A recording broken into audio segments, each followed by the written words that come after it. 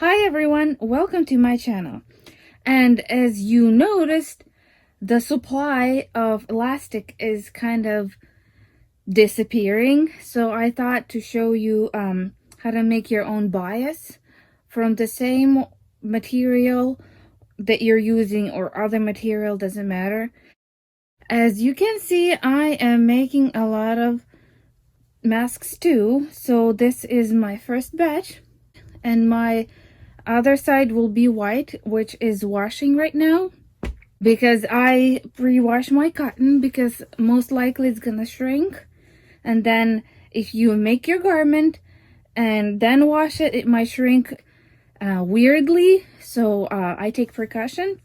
So I'm gonna show you on this bigger piece right now, and then I'll show you on the smaller pieces that I'm actually using. And I'll show you two different ways how to make your bias.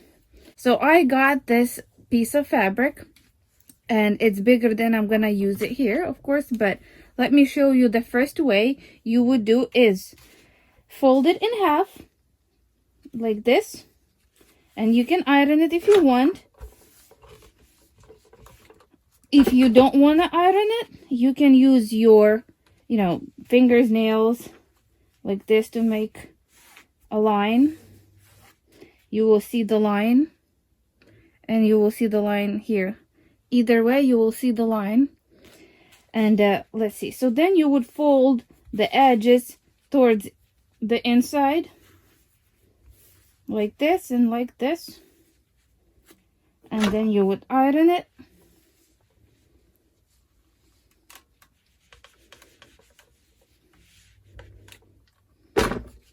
And this will be your bias tape. So it's a bit hot. Then you can, if you want to, fold it again and iron it. And this is gonna be your bias tape. And then you can grab a project or whatever you're gonna put it in. You just put your project ends in here, and like this, and then you sew it in, or use the zigzag stitch, whatever you want. The other way is using a bias maker like this. These things are awesome because they make your life a lot easier, and you can make your bias tape so fast. So let me show you. Let me see if I can show you inside. So the fabric will go in and come out folded for you to iron it right away. This way. This way is good. It's just slower. With these, it's really fast. So right here, I've pre-cut a lot of strips. I've pre-cut mine 1 inch because I will be doing a 1/4 inch bias or tie. But you can go to, 1/2 inch. So how do you create it? Using bias maker. And they are pretty inexpensive, and you can buy them anywhere online. eBay, Amazon, I think even Joann has them. I'm not sure if Michaels has them, but I would check. So how do you use this? You can place it, hold it however you like it. I like it just placed on the table. And then you just feed your fabric through. And it should come out this way. If it doesn't, sometimes, I like to use something, see, and it just come out. If it decides not to come out, right at the end, I just like to use something that can go through in here. Your needle or skinny scissors or anything will work. Usually it comes out by itself. Let me see if I can do it so it comes out by itself. Usually it does, but as you can see, it's right here, right at the end already. And then you can just, right here, you can just grab it. But if I don't want to stand here, just keep pushing it in, I just use one of these. So I just, or needle or something, I just push it in and it's right here. That's it. That's the hard part, which is not hard. And then I would line it up, and then I would grab my iron right here, and you can use any iron you have, and then you pull this part away. Let me show you before I start ironing. So once you start pulling, you will see that this comes rolled already, so you can just iron it. So let me go back. You can go back and forward with it. So I would place my iron, and then I like to go really close to the opening, so so it doesn't have the time to open it up. And you just go, you pull and go.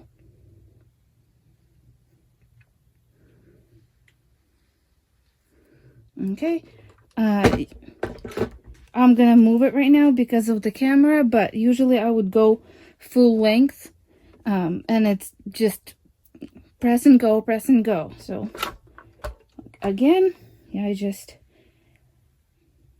pull it and go with my iron. That's it.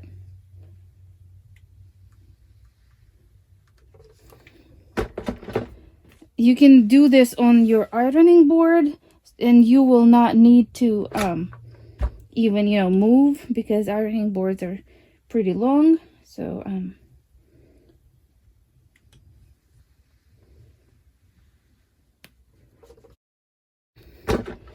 okay, so in just few seconds we made 36-inch strip. Mine are cut 36 inches, so that's why I said 36-inch, but you can make them longer, shorter, any size. And then when you have your bias foot, this is my bias foot. There is different bias feet out there. There's plastic one that I have. I don't have it with me at the moment because I like to use this one, but I will find it and I'll show you the picture. Every bias foot works pretty much the same. It just looks a little bit different. So what you do is take your already made bias and you put it through the opening, the wider opening, okay? And you just feed it through. You can see on the sides, it just goes in nicely. And then that's it. It comes out this way. And right here, you put it under, and that's it. When you stitch it through, just keep it like this, and it's gonna keep coming out like this. Or you don't have to use the bias foot. You can just fold it in half, tack it with your machine, and then as it stitches, you can just keep folding it and it's gonna keep stitching it. That's it. So it's pretty easy to make a bias tape, especially if you have these. If you don't, doing it manually, still pretty easy, but it's gonna take you a little bit longer. But I really love those. And they come in different sizes, so you can make different size bias from whatever fabric you like to. Well, that's it. I hope this will help you with your either mask projects or any other projects that you're gonna do in the future. And it's been saving me money so much not to buy bias tape. I just make my own. I hope you liked the video, and if you did, please click the like button and don't forget to subscribe, share across the social media and your friends, and I will see you in the next video.